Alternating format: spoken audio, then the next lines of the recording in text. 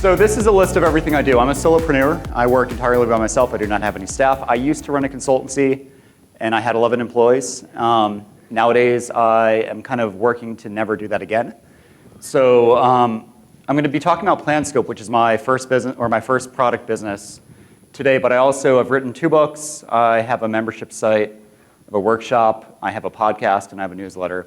And this is all kind of like on my weekly to-do list of things to kind of work on.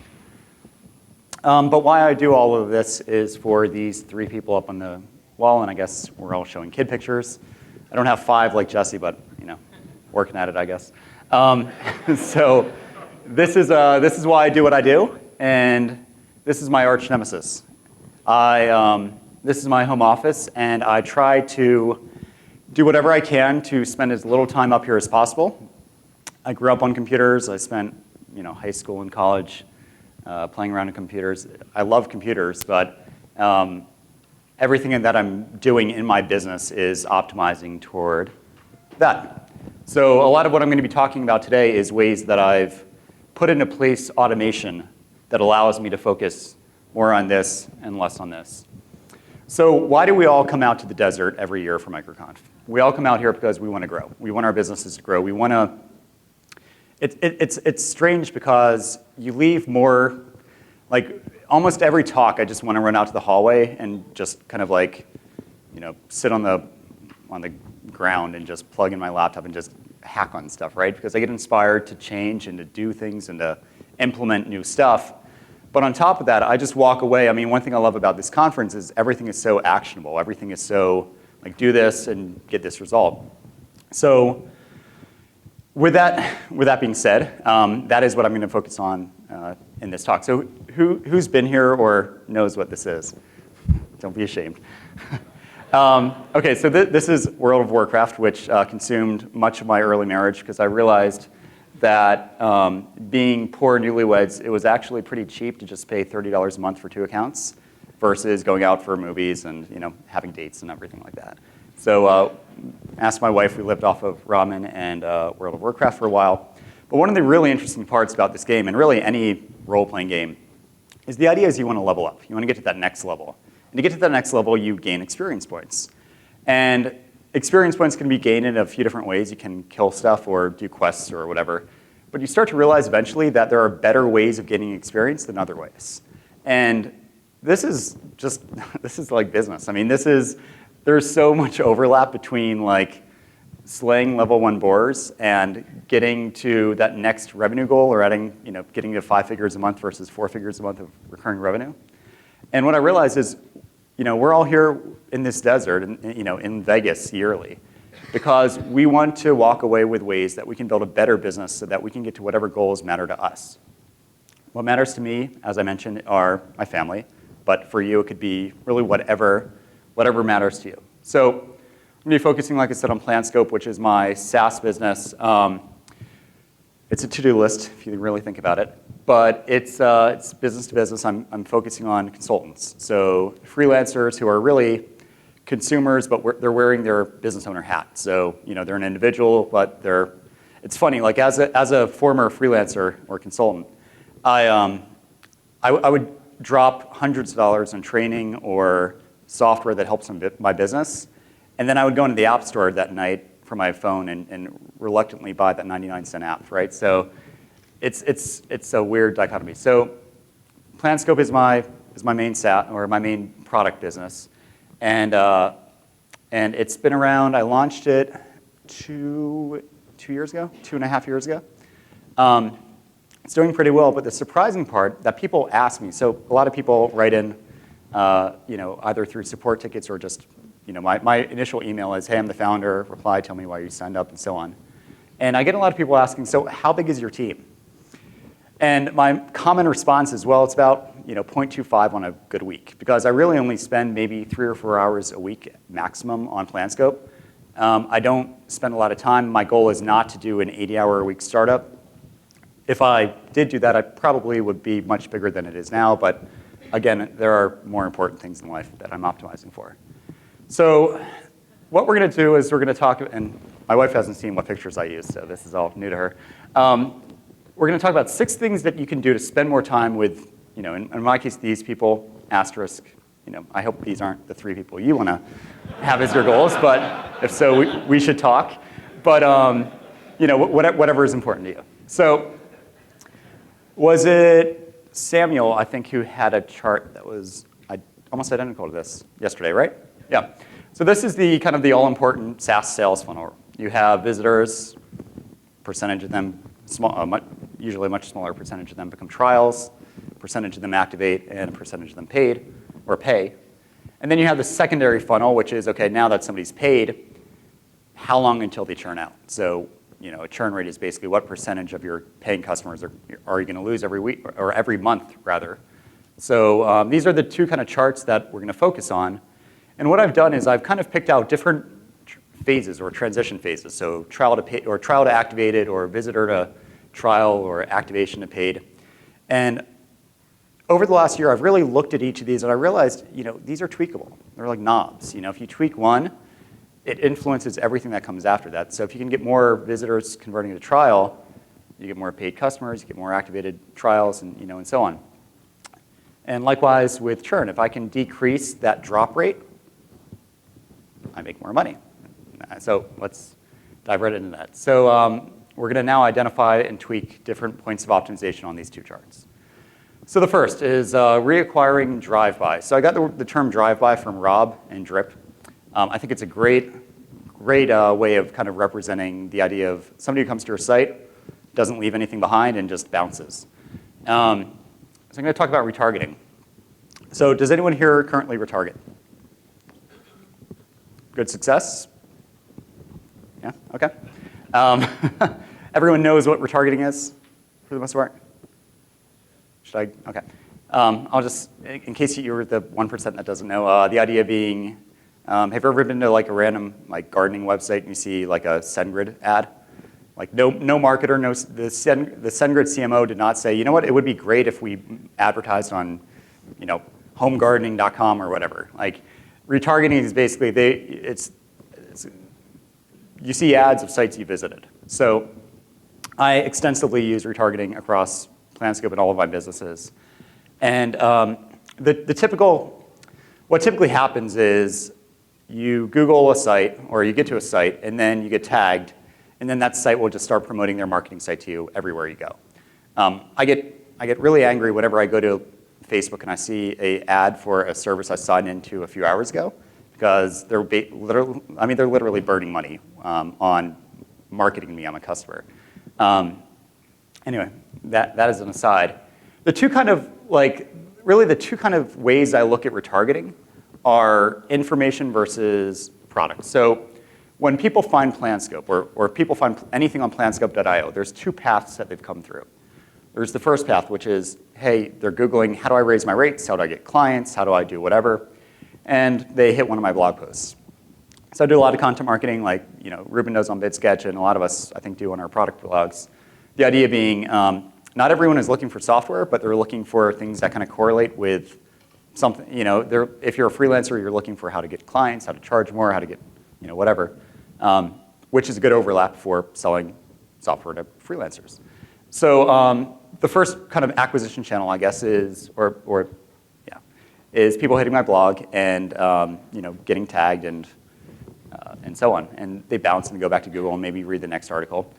And then the next is people saying, hey, I need freelance project management software, or I need software, or they get a direct link to my marketing site. And these are kind of the two different types of people. The first type of people probably don't even know about Planscope or the software. They don't care. They wanted the article, they wanted the info, and they either read a few articles and left or whatever. Second part, know that they're looking for software. They're on my marketing site. They're seeing screenshots. They're seeing buy now or try now links.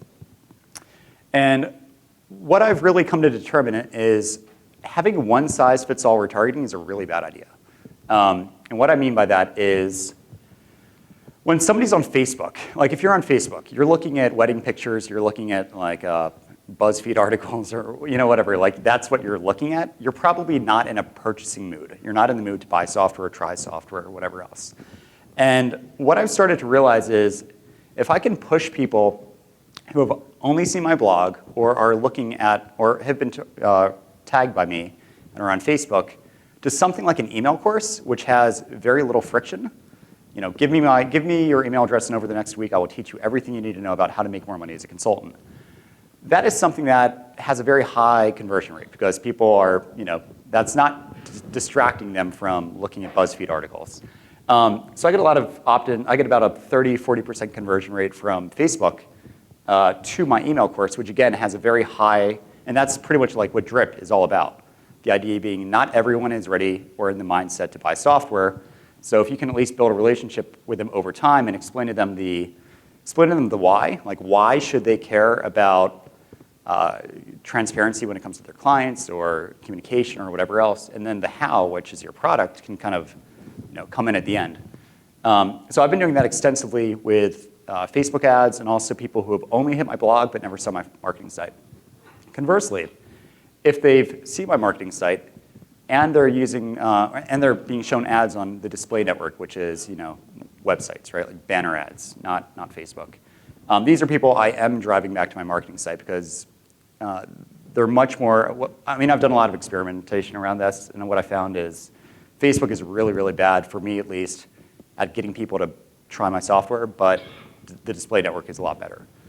So I would really consider trying to segment out your visitors into people who have read content versus people who have actually seen product, and try to target differently and try to promote differently. A few different things that you could try out. I wish more people would do this. Retargeting shouldn't stop when somebody gives you their email address or signs up for your product. We all have lifecycle emails, which are meant to kind of condition people during the trial sequence. But you can augment that effort by retargeting ads for a webinar you might do weekly that kind of showcases how to use your product or how to make best use out of it. It could be if you do one-on-one founder onboarding, have your smiling mugshot show up on a banner ad somewhere and say, hey, meet with the founder of that software you're trying now. Click this to go to my calendar. That works well. You could post case studies, success stories, usage guides. These are things that when somebody's done a trial, that is such a valuable, like if somebody's said, I want to try your product, now it's your turn to convince me that it's worth paying for. These are people that you should really make an effort to retarget. And we're so used to, I think, thinking of advertising as getting somebody, getting that first bit of info from somebody, right? Getting what we need, getting their email address, getting them to sign up for a trial. We don't really think about it as a way of conditioning. So I would encourage you to give that a shot. Additionally, you can use retargeting as a way of forced RSS. You can, if you have an active blog and you're pushing new updates to your product, you could retarget paid customers and push product updates into their Facebook feed. You should definitely be doing this over email anyway, but it's a good way to kind of augment that through a different medium. All right, let's talk about segmentation. So, niching is good. We all know that, right? The reason niching is good is because people want a product that's made just for them. So I teach this all the time when I teach consultants, but if I'm a designer or a web designer who specializes with medical sites, and I'm up against a generic web designer, if we're talking to a medical clinic, chances are I'm going to win the contract, even if I'm more expensive, because I'm lower risk. I'm the one made just for that medical clinic. Same applies with products. We all want that product that's made just for us that fulfills everything we need.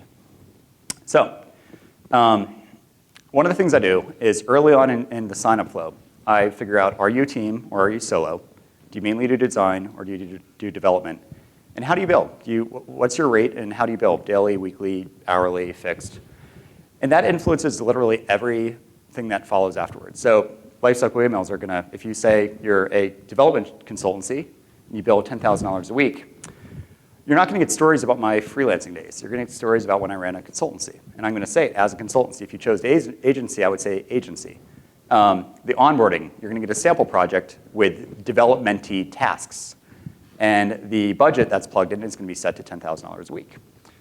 In-app messaging, the way the reporting language works, the way I set up labels, it's all going to reflect what you've put in.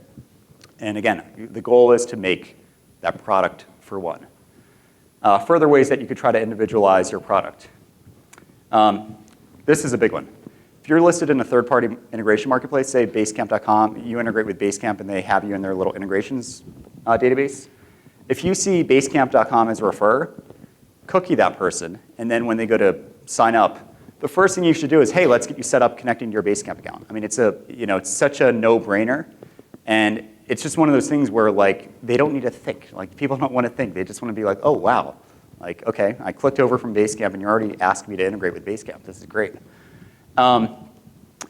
Also create specialized landing pages for each of these different types of people who could buy. I mean, these are great just because I've gotten people saying, hey, I run a 20-person shop. There's no way that your software will work for me, or there's no way software that works for freelancers could work for me and my team, which it will, but there's people think that there are core differences potentially that would make it so a product that serves a certain niche won't serve their niche. So specialized landing pages, even specialized, I've seen a lot of products where they'll say like for agencies or something at the top, and you click that and it's a landing page just for agencies. This is a kind of a master level technique. I'm not doing it yet. I'd love to, but if you can figure out where people like Googled and stumbled upon your blog and what they were reading, you could tailor what comes next when they actually sign up for an account based on. So if they're Googling around for pricing stuff, if they hit something about pricing, you could tailor parts of your lifecycle emails, for instance, around that. It takes code and automation and setup to do, but it works. So people, when non-programmers hear I'm a programmer, they assume I'm doing math all day or I do rocket science or whatever. I like to say it's like a Plinko board. I just do a lot of if-then statements. I mean, that's literally what I do for a living. And it's so easy for us to just do a lot of conditional if-thens that are reflecting what somebody said they are. So if they're a development shop and you have an if that says, if developer show this or whatever, or if from Basecamp show this, these are really easy for us to do. Like they're technically really easy for us to do. I just don't see a lot of people utilizing it, and I'd encourage everyone here to do that. Trial scoring. So anyone have a background in sales? Like actual sales? Okay, cool. So lead scoring. The idea being not all leads are created equal, right? So within the last 6 months, I've started scoring all of my new trials, and I score them based on usage and what they're doing. Because I occasionally do manual outreach. I try to talk to people and figure out, well, so why are you not engaged? Why are you engaged? And trial scoring is probably one of the best things I've done. It's a very simple thing to get set up once you do it. And it's a good way to see well, I'll show you what I do around this. So, the goal here is to learn and to optimize. So we want to learn why are people activating, why are they not activating, why are they paying, why are they not paying. And we want to then optimize what we find, both quantitatively through our trial scoring, but also qualitatively through talking with people and make our product better so we get more paid conversions. One of the things I do is when somebody converts, when they buy, when they pay, I take a snapshot of everything in their database and save that, because I want to know what is common about people who are buying Planscope when they convert. What I've realized is these are the common attributes that like 90+% of people who convert have done all of this. They've obviously created a project. They've invited at least one client to join their project. They've invited a team member if they're a team account. They've integrated with a third-party invoicing app. They've logged 20 hours. It's actually about 22 hours, but for the sake of presentation, about 20 hours. So knowing this, I set this up as a perfect 100% score, or 100 score. And everything below that, the higher you are at 100, the more likely they are statistically to convert. So I think this is probably the only code you'll see this conference, but hopefully it's readable. But this is my trial happiness score. And all I'm doing here is I'm just summing up. I have 0 to 100. And I come up with a score based off of how frequently do they log in. And there's also decay. So if they haven't logged in for a while, their score kind of decays over time. Have they added a client or team member? So add 20 points. How many hours have they logged? Again, decay. Well, I want that to be a 0 to 20 score, not just a 20. They get 15 points if they've added invoicing. They get another 15, up to 15, if they've added comments and done stuff internally. And what this turns into is something like this. This is an older, I changed some stuff around, so not many people look engaged. But what I've done is this is my active trials. And the brighter the green, the more engaged they are. And these are the people that I'm going to reach out to and really make sure that they're having a good experience and really nudge them towards conversion. What's even more important is these scores. If you remember Patrick's talk from last year with the trial expiring email, he would have 2 different emails, one for good trial, one for bad trial. If trial happiness is above 60, show this, or use this copy, otherwise use that copy. It's pretty simple. You can do a lot with this. You can do a lot of in-app kind of nudging, because our goal is really to get people to get a higher score so they convert. So once I have these scores, I start to question, like, so how did these people get to a 90 score? Or how are these people stuck at 30? And I try to figure out by talking with them, why are they the score that they are? And this has shed a lot of light on where people are getting stuck, what's confusing, what's losing people, what's getting people engaged. And this has been tremendous in just giving me the info I need to better my onboarding. Our number one job as software sellers is to nudge people toward converting. And when you have that milestone, that 100 score, it becomes a whole lot easier to figure out how to do that. So takeaway, I try to include these takeaways, which are kind of little actionable things you can try. If you're going to do automated or lifecycle emails, try doing them manually first. Like, just do them through Gmail, manually send these lifecycle emails, and do really rudimentary split testing and see what works and what isn't working. Then eventually, when you figure out what works, store it in a cron job or customer IO or whatever you happen to use. Okay, next, educate everywhere. So Jesse gave a really good talk on how education is prime, or the prime focus of You Need a Budget. What we don't always realize is that our product is like a really small part, typically, of somebody's entire business. And the more we can kind of better the whole business, the more likely they are to actually become great customers of ours. So when somebody creates an estimate in Planscope, instead of saying, okay, well, click this button, now put in a price and do this and do that, what I do is I send them advice, tips, education on how to close the estimate. Because my job is not, I want them to close that estimate, because then they're gonna realize, hey, this tool helped me in getting this new client who just paid me 5+ figures. This is awesome.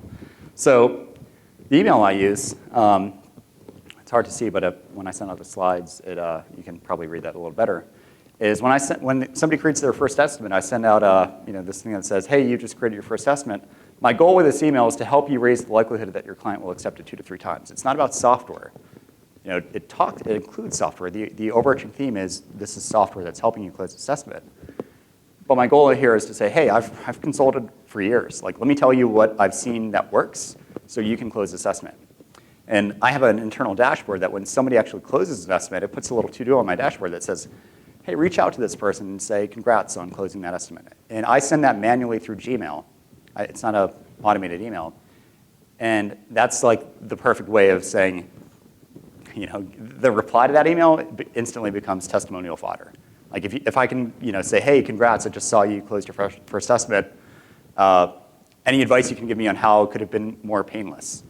That's a great way to kind of get that qualitative data to help you grow. All right.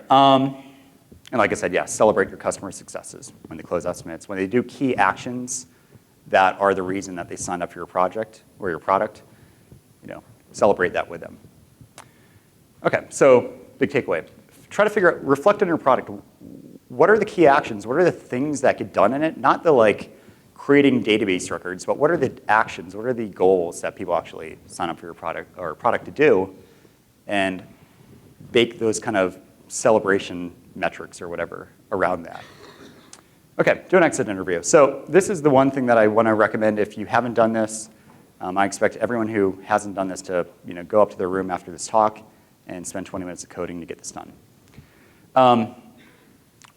We all have these kind of funnels, right, that tell us where people are dropping off, why people aren't using our software, why they're canceling. We can kind of quantitatively figure out what's going on. But that doesn't always give us the big picture. So there's a lot of reasons to collect. Rob and Mike gave a really good episode of their podcast a few weeks ago about why you should collect credit cards up front. The biggest reason I think people should collect credit cards up front is it requires people to cancel. if they don't want to get billed. When you don't do that, people just drift away if they don't use your product, right? Like it's just disappear into the ether and never show up. When you require people to cancel, otherwise they're going to get billed, you can slap a little required text area and say, why are you canceling? Or why, I say something like, please help me improve by letting me know why you're canceling your account. I stick a little required equals true flag on that text area, and the backend is literally, take that text area's content, slap it in a mailer, send it to me with this subject. I have a Gmail filter that just sticks it in a label. It's very high tech, but it only took about 15 minutes to write. And this alone is like one of the best features that I've written for Planscope because it's given me so much data about why people are canceling, why trials are not converting, and so on. So again, my Gmail label is basically a lot of emails that I capture lifetime value, I capture their account name and everything else.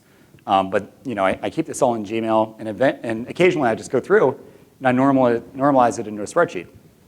Set up columns like it needed features that weren't there. It was a bad fit for their company, or maybe they switched to some competitor or whatever.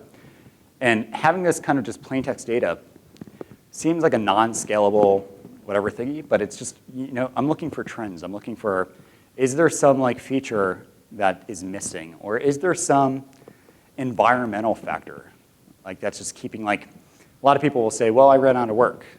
That to me that's a hey, well, what if I could get you more work, right? To get you more work, you're going to stay around longer. We both win at the end of the day.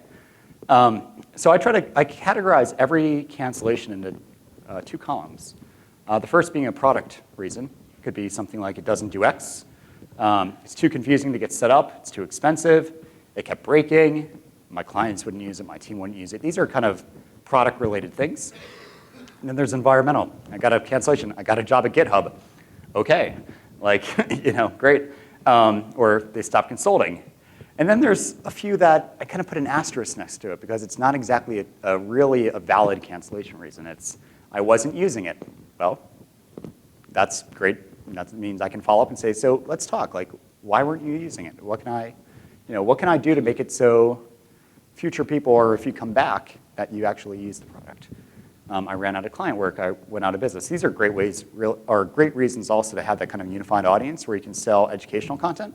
Because if I can get people to stay in business, it benefits both of us. What I've discovered is people are at the high water mark of their emotional entanglement with your product when they go to cancel. And that's why if you've ever tried emailing people after they cancel saying, hey, could you tell me why you canceled? Response rates are so low because by then they're done with you, gone. But if you have this blocker text area, and I get about 5% of people might ASDF that form, but 95% of people actually give me legitimate feedback that really helps me. So again, I would just, if your cancellation page is just a button, add a text area. It takes a few minutes, get it to email you, and it's probably the best few minutes of coding you'll do in a while. All right, so lastly, let's talk about ways to increase lifetime value. So the goal of a trial is to establish product fit, and when that's been completed, we charge. That's why I'm really impressed with Josh Pigford and how he doesn't have a trial. He charges immediately because his product gives you value the second you connect. Connect to Stripe, bam, stats. That's what you came for. But not all of us have that luxury. A lot of us kind of need time to kind of prove that our product is valuable. So going back to lead scoring, if I can figure out when they get to a certain threshold, what if I ask them, hey, why don't you upgrade now, pay now? Yeah, you have 12 days left, but why don't you pay now? I'll give you this book in exchange. Ruben Gomez gives, I think, a Mixergy course if this happens, which is another, if you can make that happen. Give something away that just makes it a no-brainer to upgrade early, and that can add, it's not much, maybe 10 days of lifetime value, but still, that's something, right?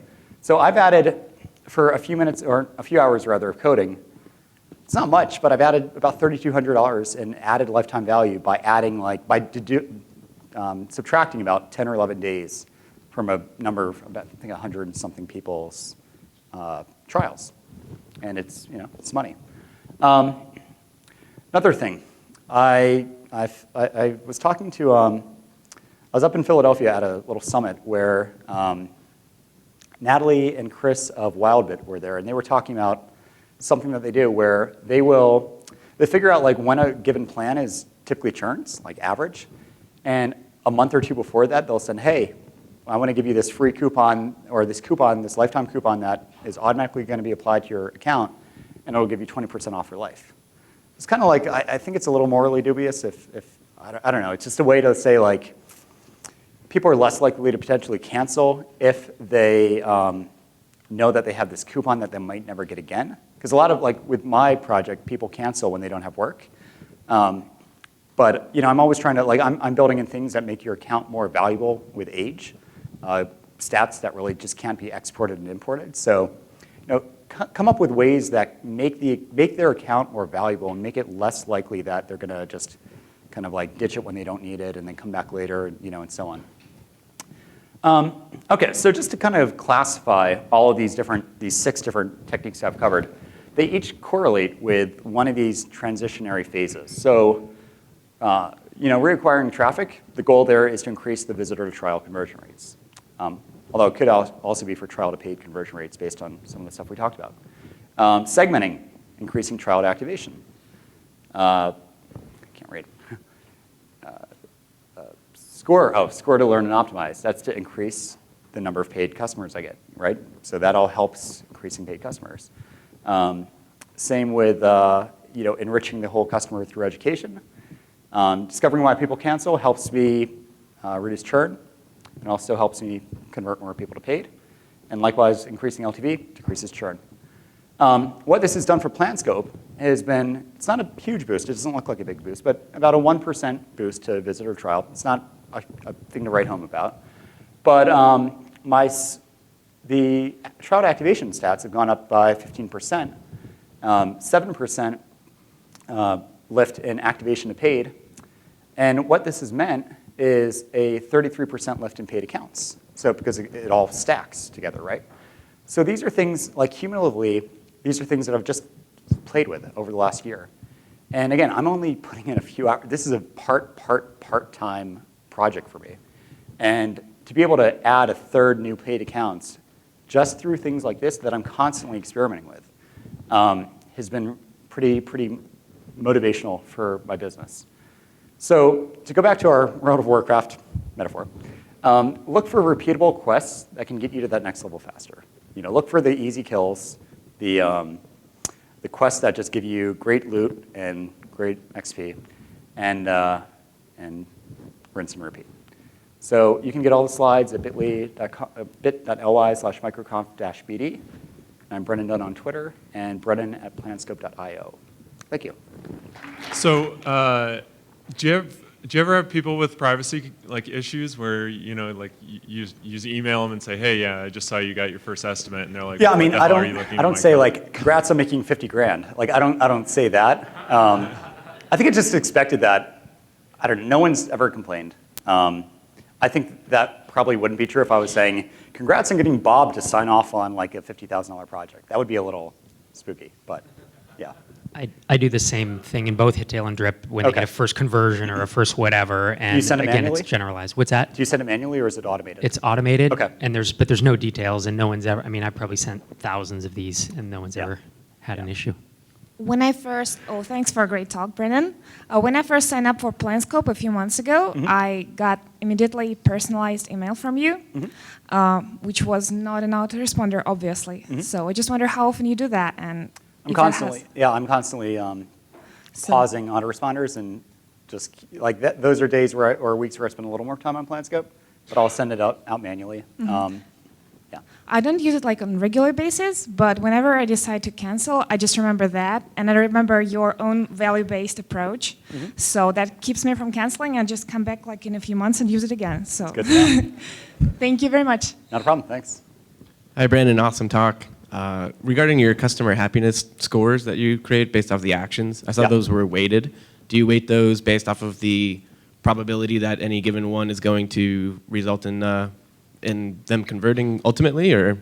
Yeah, so like remember that 100 score is typically what most people who convert look like, right? So If you have 22 hours logged, you're going to be given 20 points. But if you have 10 hours logged, you're going to be given 9 points or whatever that would be.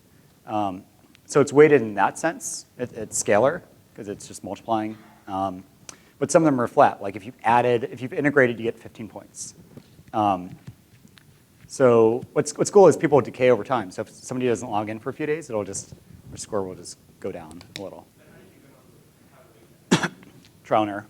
Yeah, it wasn't anything scientific or anything. Yeah. Curious, when you kind of do like this, part-time effort on Planscope, how do you kind of maintain the state of your mind so that, like after playing with the kids for a week, on Friday morning when you're going to work 4 hours on it, that you can really be effective during that time in towards of moving the needle of your project? Honest answer, those are times where, like I was in a habit of getting up really early at 5 a.m. before anyone else is awake. And mornings I work best and with no distractions. So it's usually just like, I'll just get inspired and, just knock out the week's work in, a few hours one morning or something. Because I do a lot of, I have a weekly newsletter. I have a lot of other stuff going on. So I can't, like this summer, I'm actually going to dedicate more time than ever to Planscope. But I don't know. I don't multitask, but I will schedule like, Tuesday morning will be, for a few hours, I'll work on Planscope. And obviously support is intermittent. That's actually where a lot of that time comes from, because I do support too. So that's kind of like on a as-needed basis. The amount of variables that you have for your retargeting and for your segmenting seems like you'd need to generate a lot of content based on, you're tracking where they come from and why they sign up and what they're looking for and what they do. And if you're trying to create different content and different means of doing all this, it seems pretty heavy. How do you find a balance for that with the limited amount of time? The thing I'm best at actually is generating content. So the good thing is once you do it, it's kind of set in stone. Obviously, you want your creatives to change over time. Because people, if they see the same ad, you want to switch things up occasionally. But yeah, because that's one side of my retargeting. I didn't touch the Interpro product side of retargeting. So I do a lot of it, and it's a lot of it can be. It could be as simple as like a creative that goes to like your schedule once link for booking a time to meet with you. It doesn't need to be anything fancy, So. On the cancellation form, when someone goes to cancel and you pop up the form, have you tried or experimented with any, like giving them an extension to the trial if they actually fill it out, or saying like, I'll give you an extra, if it's a 7-day trial, give them an extra 7 days or an extra month or something to incentivize that feedback? So Alan Branch of Less Accounting does something really cool. He has radio fields that you select first. And this is actually good because if somebody just puts in I'm not using it, that doesn't tell me anything. And I think Ruben of BidSketch also was telling me that I think he does radio fields now where one of them might be I'm not using it. And then you check that, and then the text field the label will change and say, can you tell me why you're not using it? Right, which is a little more actionable. Like you don't get any action out of I'm not using it. But yeah, Alan Branch of Less Accounting, I think if you say something like, I didn't get a chance to try it or whatever, it'll automatically say, okay, well, we're going to give you another 30 days or whatever. And also, he'll give you like lifetime discount coupons if you go to cancel and you've been a member for a while. So I think he blogged about it if you go to the Less Accounting blog. Yeah. All right, we have time for one more. My question's based on earlier where you talked about how you have two different ways that people come into your product website, either from your blog or from the just searching for that particular product. And on obviously in the content marketing side, do you have any problem with like you're giving a lot of content and maybe not all of it's around creating that would be related to your product explicitly? It's more about help with freelancers. Is that working better for your info products, or is that working pretty well for your SaaS app as well? So actually, I found that I've played with having the call to action go to the marketing site versus going to like my newsletter or a email course or something. It just blows it away driving people to like information or a drip course or something versus like click here to go view Planscope or whatever. Like that doesn't really work because again, people aren't. They need to often understand the why. Like people don't know that they have a problem that requires software. My biggest competition isn't other PM tools, it's Excel and email. So I get a lot of people who don't know that they need project management software. So a lot of my onboarding for my newsletter, for instance, clarifies the need for it, and then the how is the software. So I found it's better to drive people to, even if you don't have info products, driving people to like an email course or something versus driving people directly to your marketing site. I mean, there's a lot of friction. Like with Planscope, you need to ditch whatever workflows you have. You need to convince your clients to move over. You need to convince your team to move over potentially. You might not have a project ready to go for it. Like there's more friction than just sign up field count, right? Like there's a lot of mental stuff. So I found it's better for me to just get somebody in my ecosystem and condition them over time and build that relationship over time versus driving them straight to the marketing site. Thanks again, Brennan. Yeah, thank you.